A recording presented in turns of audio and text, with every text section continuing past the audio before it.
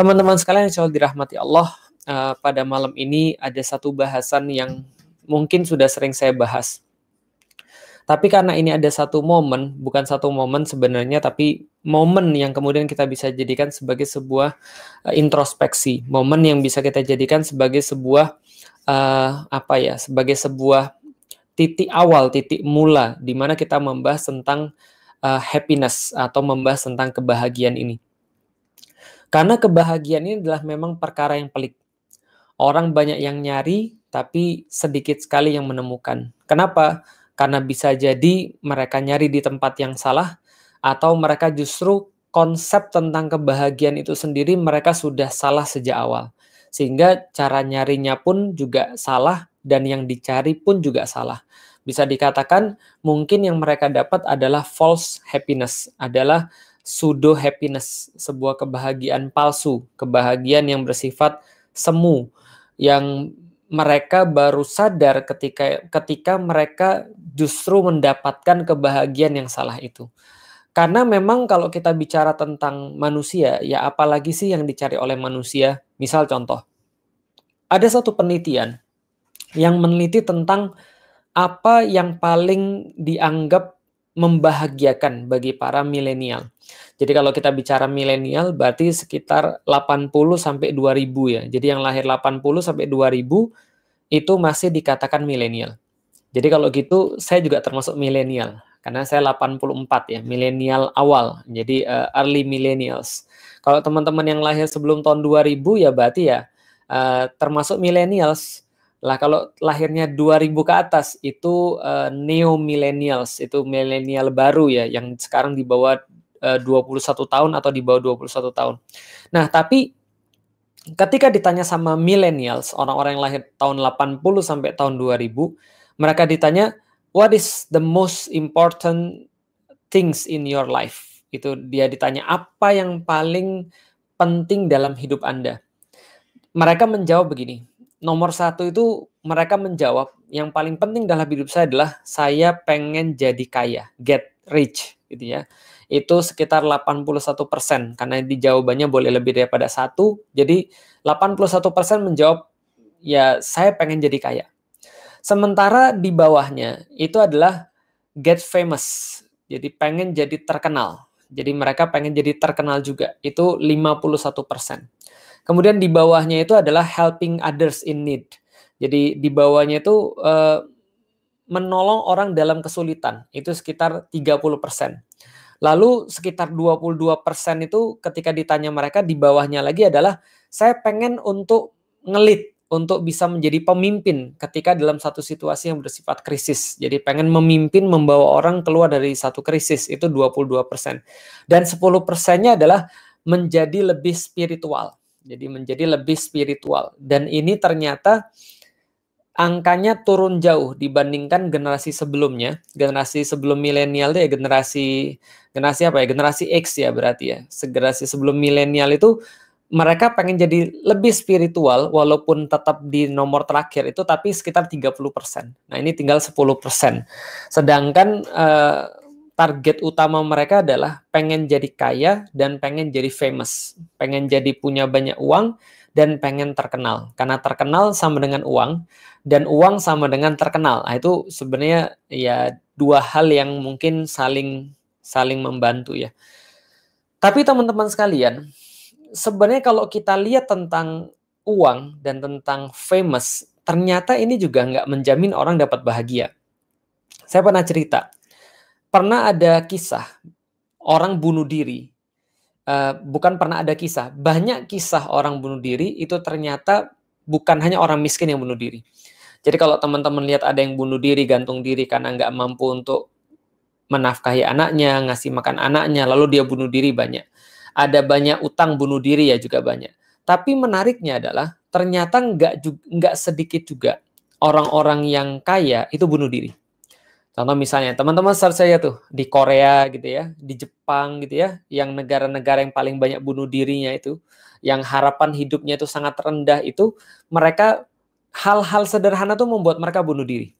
Dan kadang-kadang bukan kadang-kadang, seringkali yang bunuh diri ini adalah orang yang justru punya jabatan yang tinggi, punya pendapatan yang nggak sedikit, bahkan setahu saya pernah saya search itu CEO-nya Hyundai itu pernah bunuh diri. Jadi loncat dari gedung lantai berapa, 30 atau 40 gitu ya. Dan itu bukan sendirian. Ada artis yang bunuh diri, ada kemudian pengusaha yang bunuh diri, ada orang yang punya segala-galanya lalu bunuh diri, dan seterusnya. Saya mikir mungkin gini ya, mereka tuh mungkin mikir ya, apa ya yang saya belum ada ya? Anak punya gitu ya. Lalu kemudian apa lagi? Duit banyak, mobil berderet, rumah lebih daripada satu, deposito banyak. Apa yang saya belum punya ya? Jabatan, anak buah banyak. Apa yang belum saya punya ya? Kayaknya mati deh belum. Terus mereka loncat. Nggak tahulah apa yang di dalam kepala mereka. Tapi yang jelas teman-teman sekalian, kita bisa lihat bahwa ternyata nggak semua orang yang miskin itu yang bunuh diri. Atau bunuh diri itu nggak semua orang miskin. Tapi ternyata orang kaya juga banyak yang bunuh diri. Jadi kalau gitu kita bisa lihat kaya belum tentu bahagia. Kalau gitu apakah orang terkenal itu bahagia? Belum tentu juga. Sebelum kasus-kasus ke belakang ini saya sudah cerita. Saya tuh punya banyak kenalan artis. Dan ketika ngobrol sama mereka, kebanyakan di antara mereka itu nggak semua, tapi kebanyakan itu merasa kosong. Merasa empty inside. Merasa mereka disconnect. Merasa mereka itu galau. Merasa mereka itu kayak, saya ini ngapain ya? Kosong, empty gitu kan ya. Gabut dan seterusnya. Kenapa? Karena mereka itu merasa seolah-olah mereka tuh harus memuaskan orang terus, harus senyum terus, ketika di kamera dengan di luar kamera berbeda jauh. Jadi ketika action itu langsung jadi orang yang berbeda. Tapi ketika kamera dimatiin mereka jadi orang yang benar-benar ya galau, mereka jadi orang yang benar-benar kosong gitu kan ya. Mereka jadi orang yang benar-benar nggak punya harapan hidup dan seterusnya. Sehingga beberapa di antara mereka ini mencari kebahagiaan di tempat-tempat yang lain. Ada yang mencari kebahagiaan daripada melihara binatang, gitu kan ya. Lalu kemudian mencari kebahagiaan daripada pergaulan bebas, seks bebas. Ada yang mencari kebahagiaan dia cari mungkin ini ada pada narkoba, lalu kemudian dia makan narkoba. Lalu kemudian ada yang mencari kebahagiaan pada segala sesuatu yang lain yang itu mungkin di luar pikiran kita. Tapi yang jelas teman-teman sekalian, ternyata kita pikir kalau seandainya famous itu adalah sebuah kebahagiaan. Ternyata yang sudah famous itu justru tidak merasa bahagia atau tidak merasa seperti yang orang nggak famous pikir. Maka kaya belum tentu bahagia.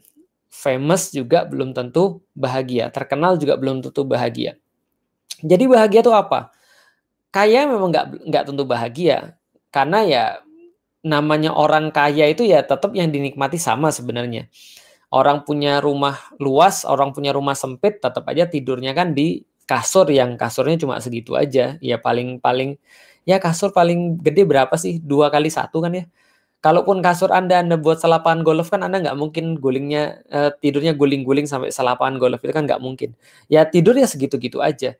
Mau makanannya banyak ya makannya segitu-gitu aja, perutnya kan terbatas gitu ya. Mau Anda punya budget 500 juta dengan budget 50.000, kalau misalnya satu bungkus nasi Padang sudah mengenyangkan Anda, ya 500 juta jadi nggak berharga, karena kenyang itu ya segitu aja. Paling yang kita beli adalah rasa aja. Tentu rasa nasi Padang yang harganya 200.000 sebungkus beda dengan nasi Padang yang harganya 20.000 sebungkus misalnya. Tapi yang jelas kenyangnya sama, terbatas maksudnya kenikmatan manusia. Artinya ya justru kadang-kadang orang kaya punya problem-problem tersendiri. Misalnya kalau misalnya orang kaya kan banyak pantangan gitu ya. Nggak boleh makan minyak-minyak, nggak boleh makan manis-manis, nggak boleh makan yang terlalu asin gitu ya. Sedangkan orang miskin kan semuanya bisa. Tapi nggak punya uang ya sama aja.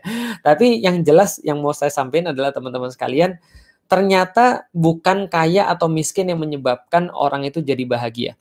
Artinya orang kaya bisa jadi tidak bahagia, orang miskin juga bisa jadi tidak bahagia.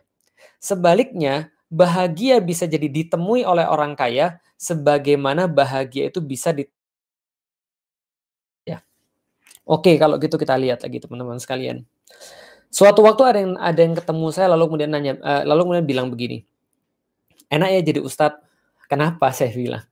Dia bilang sederhana aja, saya tuh Ustadz seumur hidup saya, 17 tahun saya tuh sudah hidup Ustadz, saya belum pernah pergi keluar kota. Saya cuma di sini-sini aja. Dan saya lihat itu Ustadz selalu pergi kemana-mana. Hari ini bisa jadi ada di Makassar, besok bisa jadi sudah di Bandung, lalu kemudian lusa pergi ke Jakarta, pekan depannya pergi lagi ke Balikpapan, lalu kemudian besoknya ada di Medan, lalu kemudian bulan depannya ada di Istanbul, lalu pergi lagi ke Amerika, ke Jerman, dan seterusnya. Enak ya Ustadz, bisa keliling-keliling dunia dan keliling-keliling Indonesia. Lalu saya tanya lagi, yang kamu maksud enak tuh ya, misalnya apa lagi selain itu? Dia bilang ya bisa naik pesawat, bisa kemudian pergi nginep di hotel dan segala macam. Dalam hati saya tuh kayak agak gini, ya Allah, kalau aja orang itu tahu. Kenapa? Karena pernyataan dia itu adalah pernyataan yang jelas-jelas menunjukkan bahwa dia nggak pernah pergi keluar kota. Jadi orang yang belum pernah merasakan itu cenderung mengira bahwa semua itu adalah indah dan enak dan dan ya bahagia, seneng. Tapi orang yang sudah menjalani itu belum tentu mendapatkan kebahagiaan di situ. Yang belum pernah naik pesawat, nyangka naik pesawat itu enak. Yang sudah sering naik pesawat menganggap pesawat itu adalah sebuah siksaan. Kenapa? Kayak saya. Saya ketika pernah satu waktu ketika setahun itu sampai hampir sekitar 60 sampai 70 kali flight gitu ya. Dalam setahun itu jadi 60 sampai 70 kali flight. Jadi ya coba aja dibagi, mungkin sepekan bisa 2 sampai 4 kali flight gitu ya. Itu saya merasa benar-benar stres. Saya merasa ketika saya harus pergi ke rumah, sudah kemas-kemas barang, lalu kemudian pergi naik taksi atau pergi naik mobil ke bandara, itu rasanya sudah nggak karuan. Kenapa nggak karuan? Karena saya pengennya di rumah. Karena saya pengennya sama istri. Karena saya pengennya sama anak-anak. Bagi saya tempat terbaik itu adalah di rumah, bukan di luar kota. Setiap kali pergi keluar kota, saya harus memaksa diri saya untuk melangkahkan kaki saya sampai ke bandara, kemudian terbang, lalu kemudian lupa dengan rumah sementara, sebelum kemudian setelah semalam saya di hotel, saya kangen lagi di rumah dan mikirin mereka. Itu bagi orang-orang yang sering bepergian. Cek sama orang-orang yang sering bepergian. Mereka sebenarnya senang nggak sih dengan bepergiannya? Walau bisawab ya, kalau saya merasa rumah saya itu ya di rumah. Jadi saya tuh nggak merasa nyaman ketika saya berpergian. Orang merasa bahwa naik pesawat itu enak. Orang yang sering naik pesawat merasa itu nggak enak. Orang ketika belum pernah pergi ke luar negeri, merasa pergi ke luar negeri itu menyenangkan. Orang yang sudah sering pergi ke luar negeri itu sudah jadi kayak kewajiban. Dia berubah jadi beban. Nih saya mau kasih tahu teman-teman sekalian. Contoh lagi ya misalnya. Bahagia itu tidak sama dan nggak bisa distandarin. Makanya orang Jawa bilang, Orep ki mong sawang sinawang. Jadi hidup ini kayak sawang sinawang, cuma sekedar memandang saja. Kita memandang orang lain enak, orang lain memandang kita enak. Hidup ini cuma sekedar sawang sinawang, cuma sekedar memandang. Contoh ya, saya mau kasih tahu tentang kebahagiaan yang saya rasakan itu nggak sama. Contoh ya misalnya, dulu ketika saya sama istri saya, waktu itu gaji saya masih 2 juta per 2 bulan. Jadi saya ngajar di salah satu sekolah tinggi. Saya ngajar itu dapat gaji 2 juta per 2 bulan pada tahun 2007 kalau saya nggak salah. 2006 atau 2007 berarti. 2007 saya ngajar dapat 2 juta per 2 bulan. Antum bisa bayangin. Di Jakarta tahun 2007, di saat pada waktu itu gaji rata-rata untuk bisa hidup normal sekitar 5 juta, gaji saya 2 juta per 2 bulan. Tapi ya gimana lagi ya, udah kita atur lah.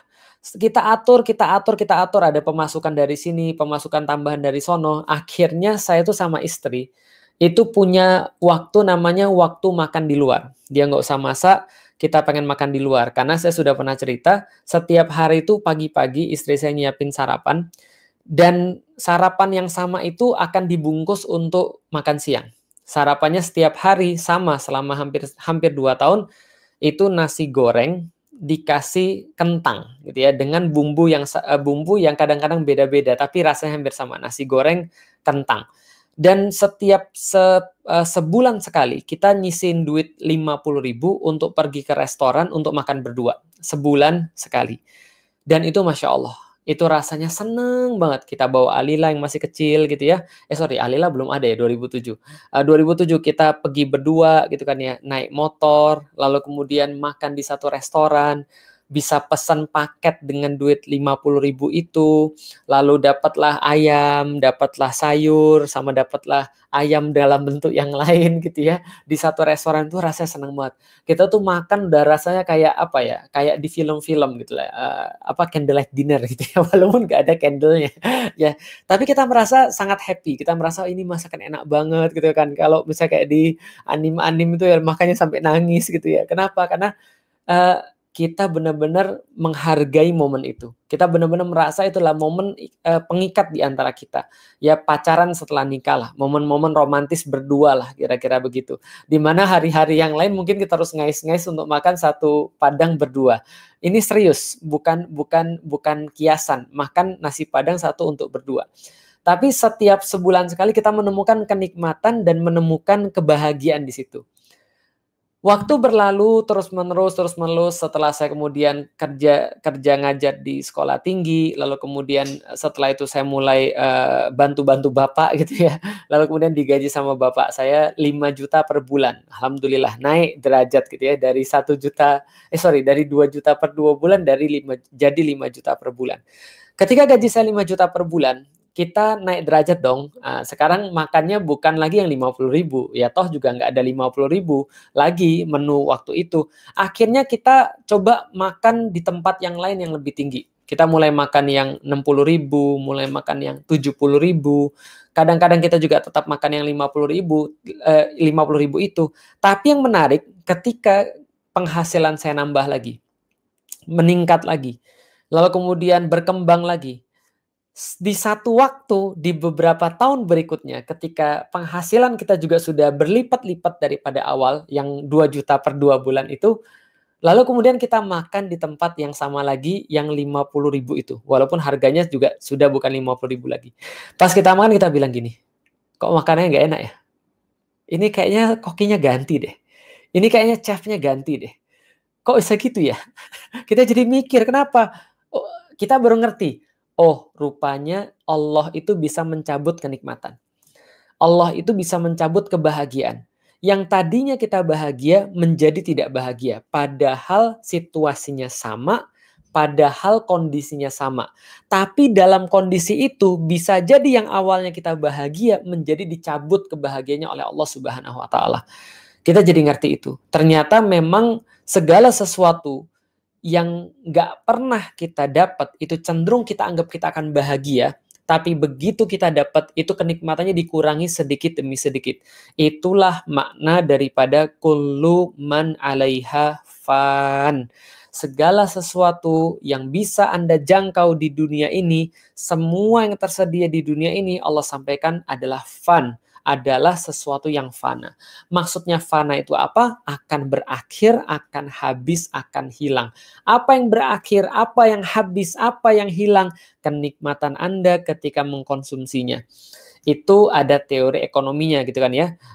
The theory of diminishing diminishing marginal utility gitu ya. Atau yang kemarin disampaikan sama Mas Husen itu ya, teori Gosen atau teori apa ya. Nanti coba dicek deh. Ini teorinya berkata begini, bahwa kepuasan itu akan senantiasa berkurang. Bahwasanya kepuasan itu akan senantiasa berkurang seiring bertambahnya konsumsi. Contoh, ini teori ya. Nanti kita akan kasih eksepsi atau kita akan kasih pengecualian daripada teori. Tapi teori umumnya adalah teman-teman sekalian, segala sesuatu yang lebih banyak Anda konsumsi, itu pasti akan berkurang kenikmatannya. Itu adalah sesuatu yang bersifat umum. Jadi artinya kalau belum ada akan dicari, kalau sudah ada Anda akan malek, Anda akan males dengan itu semua. Contoh, Anda lapar banget nih, udah puasa seharian, benar-benar puasa. Tambahannya adalah Anda lupa untuk sahur. Jadi sahurnya ketiduran. Anda bisa bayangin seperti apa seharian tuh Anda jalani, Anda benar-benar craving dengan es buah, benar-benar craving dengan air putih yang ada bulir-bulirnya itu yang dingin gitu kan ya. Lalu kemudian Anda benar-benar craving dengan makanan. Tapi begitu beduk gitu kan ya, Allahu Akbar, Anda dikasih makan bakso kesukaan Anda. Satu mangkok. Anda makan lahap banget. Seolah-olah Anda nggak pernah makan seumur hidup. Seolah-olah Anda itu kayak serigala yang lagi kelaparan gitu kan ya. Seolah-olah Anda nggak pernah makan selama berapa tahun gitu ya. Tapi setelah Anda dikasih mangkok pertama, Anda disodorin mangkok kedua. Anda makan lagi dengan lahap. Tapi beda dengan mangkok yang pertama. Anda tidak merasa kenikmatan yang sama seperti mangkok pertama. Mangkok kedua sudah berkurang. Lalu kemudian Anda dikasih lagi mangkok ketiga. Mangkok ketiga itu rasanya semakin berkurang daripada mangkok yang kedua. Dan Anda dikasih lagi mangkok yang keempat, Anda sudah mulai merasa nggak enak. Anda sudah mulai merasa bahwa ini kewajiban saya untuk ngabisin nggak sih? Saya harus ngabisin nggak sih? Atau saya boleh berhenti sekarang? Begitu Anda dikasih mangkok yang kelima, Anda mulai merasa tegang. Anda mulai merasa stres. Anda mulai merasa depresi. Dikasih lagi mangkok yang selanjutnya, Anda muntah atau Anda mungkin ngamuk. Kenapa? Karena mangkok baksonya sama tapi menjadi berbeda karena kenikmatannya sudah dicabut. Maka kenikmatan itu bersifat terbatas dan itu berlaku bagi apapun juga. Nanti ada pengecualiannya tentu saja. Artinya, kalau ada orang mencari yang namanya kebahagiaan pada sesuatu yang fana, dia harus paham sesuatu yang fana itu punya batas. Dia harus tahu sesuatu yang fana itu pasti akan hilang. Dia harus tahu bahwa sesuatu yang fana pasti akan berkurang dan pasti akan habis. Dia nggak bisa mengharapkan sesuatu yang seindah kebahagiaan. Sesuatu yang setinggi kebahagiaan itu bisa disediakan pada sesuatu yang fana. Saya pernah ngajak Hawaryun pergi makan mie. Bagi saya mie terenak sedunia gitu kan. Ya karena saya selalu membuat karakteristik kayak gitu. Saya kalau misalnya menemukan mie enak, itu yang pertama kali saya ajak adalah istri saya, lalu bapak saya, lalu teman-teman saya. Waktu itu saya ngajak Hawaryun sama Sis. Sis itu kan punya taste kan ya, punya sense of taste. Kalau Hawaryun itu ya nggak punya sense of taste. Tapi saya ngasih tahu dia, Hawaryun yuk ikut yuk sama saya sama Sis, kita pergi makan mie yang terenak sedunia bagi saya. Lalu kemudian saya ajak dia makan, lalu saya tanya, Sis enak nggak Sis? Wah enak banget Ustaz, ini keren banget pokoknya rasanya. Saya tanya Hawaryun, setelah saya tanya Hawaryun saya merasa menyesal. Kenapa? Karena ya kan saya lupa, dia kan tidak ada rasa gitu kan. Bagi dia tuh makanan cuma dua, mengenyangkan atau tidak mengenyangkan gitu. Jadi dia nggak ada rasa. Tapi dia bilang, wah Ustaz ini enak banget. Lalu kemudian kita ngomong bareng-bareng kayak gini. Jadi inilah maksimalnya dunia. Saya bilang sama mereka, inilah maksimalnya dunia. Jadi dunia tuh ya cuma ini aja. Ya yang paling enak ya ini, nggak ada yang lebih enak lagi daripada ini. Dan kita mau punya duit seberapapun, inilah mie yang paling enak yang bisa kita beli.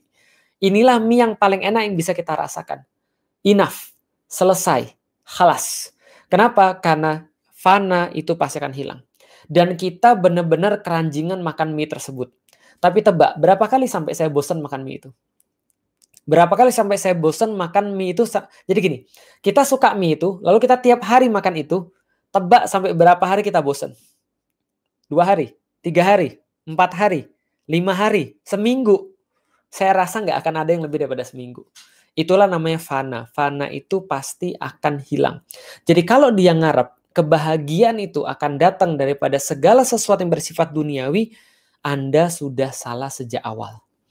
Anda sudah gagal sejak awal. Fail from the start. Kenapa? Karena dunia tidak didesain untuk bisa mencapai level kebahagiaan. Level kesenangan iya, tapi nggak bakal sampai level kebahagiaan. Kenapa? It's a different level.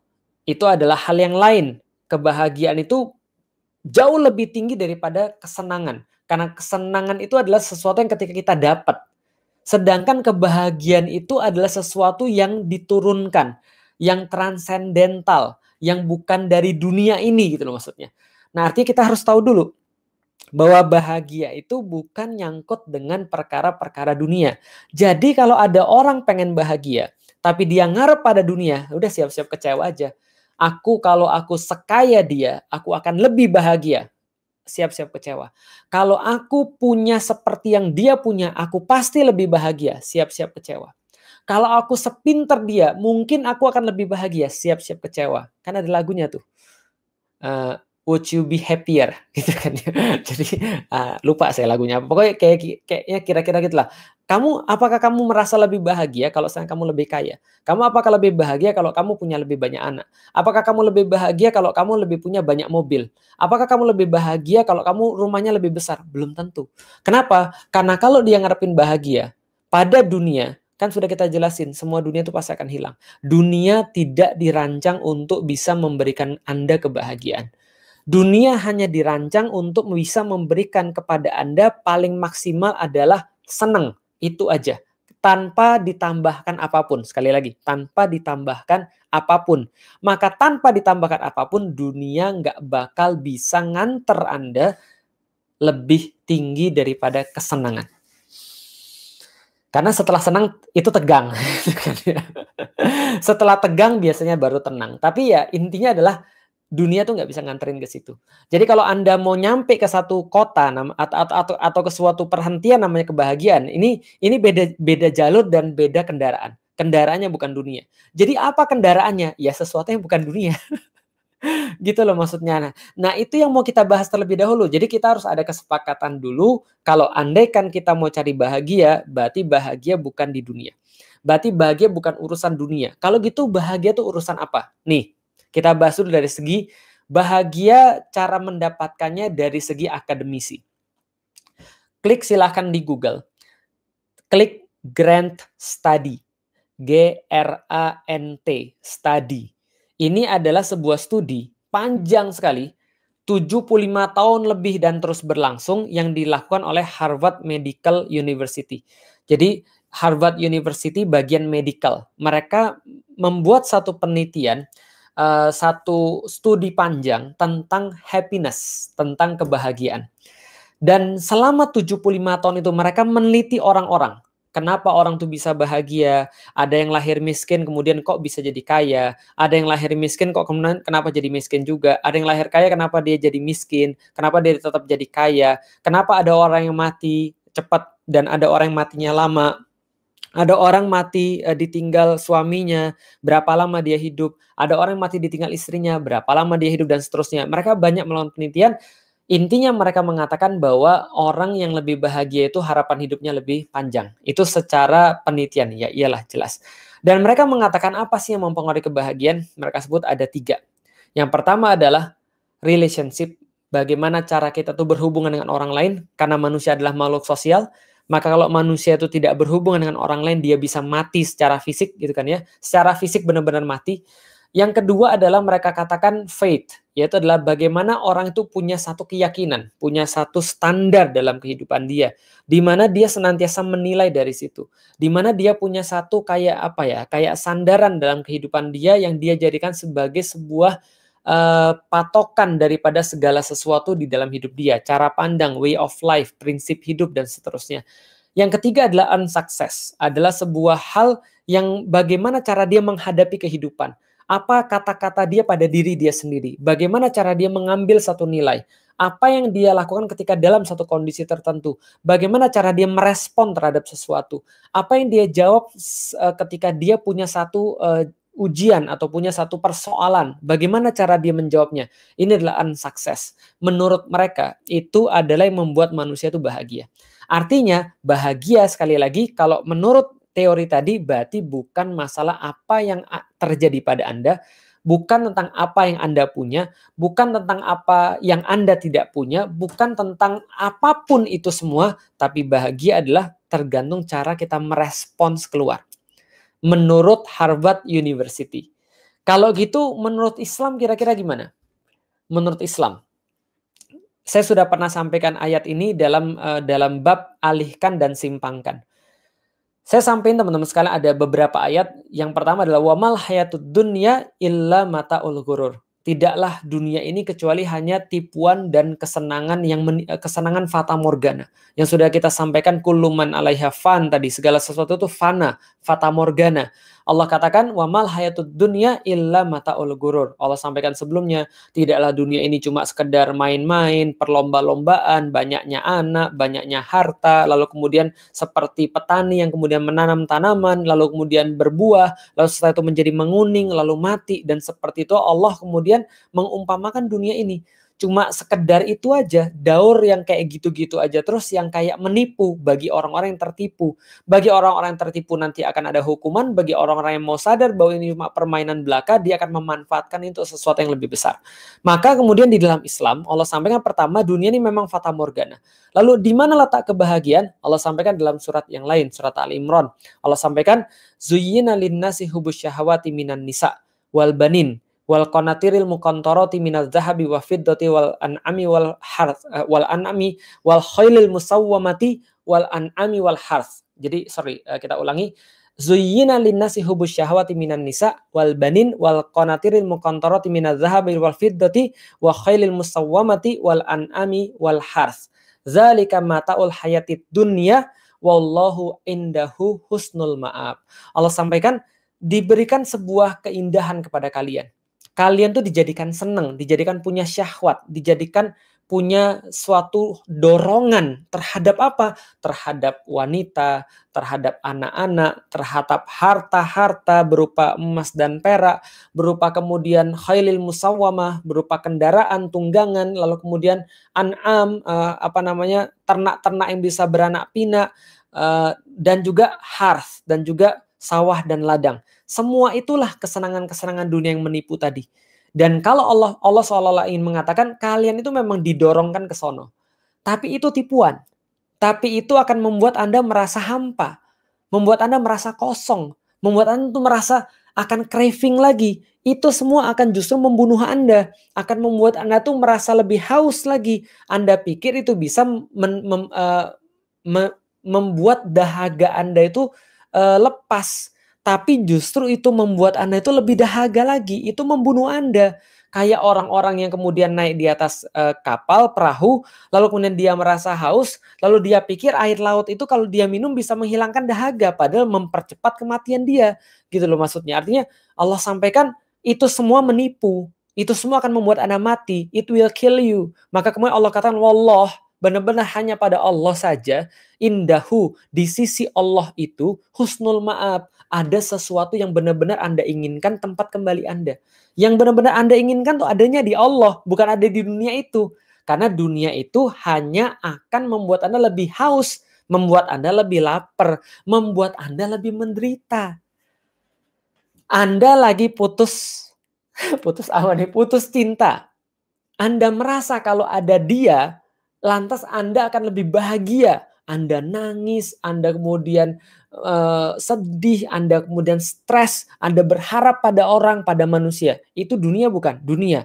Tapi sebenarnya kalau Anda lagi dalam kondisi seperti itu ya, stres gara-gara manusia, toh ketika nanti dia jadi milik Anda, itu tidak akan mengurangi dahaga dan tidak akan mengurangi kesedihan Anda. Anda akan lebih sedih lagi. Makanya orang bilang, too much love will kill you. Kenapa? Karena cinta yang tidak beralasan itu akan membunuh Anda. Kenapa bisa begitu? Karena orang yang jatuh cinta itu sudah kehilangan akal. Begitu kemudian terjadi sesuatu pada yang dicintai dan dia tidak bisa memaknai itu secara benar, dia jadi hancur, lebur. Artinya adalah apa? Kalau Anda bisa sedih gara-gara dunia, maka kalau Anda bisa sedih gara-gara kehilangan dunia, maka mendapatkan dunia itu bisa jadi jauh lebih membuat Anda hancur. Itu maksudnya, wallahu indahu husnul ma'ab. Di sisi Allah ada kebaikan, ada sesuatu yang Anda cari, yang Anda itu lupa. Bahwasanya kebahagiaan itu bukan ada pada dunia. Jadi kebahagiaan itu apa? Allah senantiasa menggandengkan kebahagiaan, ketenangan, kesejukan jiwa, yaitu dengan Allah. Misal contoh, Allah katakan, alladzi anzalna sakinatan fi qulubil mu'minin. Yaitu adalah Allah yang kemudian menurunkan sakinah pada diri kaum mukmin misalnya. Artinya adalah apa? Sakinah, kebahagiaan yang dicari oleh orang itu datangnya daripada Allah. Makanya kita bisa lihat dari situ, itulah jawaban dari atas semuanya. Oh, berarti ketika kita melihat dunia ini nggak bisa mengantarkan kita ke level bahagia, berarti kenapa? Karena bahagia itu bukan munculnya dari bumi naik ke langit, enggak. Langit yang nurunin bahagia. Paham nggak sih? Jadi Anda nggak bisa memanfaatkan dunia ini untuk bisa mencapai bahagia. Karena bahagia itu turun dari atas ke bawah. Allah katakan anzalna, Allah turunkan. Makanya Allah sampaikan dunia ini jangan terlalu dianggap serius. Allah sampaikan di dalam Al-Quran misalnya, wadrib lahum masalal hayatid dunya kamain. Sesungguhnya ambillah perumpamaan dunia ini kayak air. yang Allah turunkan, anzalnahu. Allah turunkan air ini dari atas ke bawah. Allah kasih dunia ini pada Anda. Allah kasih kenikmatan ini pada Anda. Tapi dia nggak bisa digunakan untuk mencapai bahagia. Karena dia seperti air. Ya air itu ya dari atas ke bawah. Dan ketika sudah di bawah, dia nggak bisa digunakan lagi untuk mencapai kebahagiaan itu. Dan jangan terlalu banyak. Pakai seadanya untuk bisa mencapai kebahagiaan. Kalau air itu kita gunakan sepantasnya, dan sebagaimana seharusnya, maka Allah akan turunkan kebahagiaan. Maka kebahagiaan sekali lagi cuma ada pada Allah. Itu di dalam Islam. Dan itu bisa menjawab juga seperti yang tadi diteliti oleh Harvard University.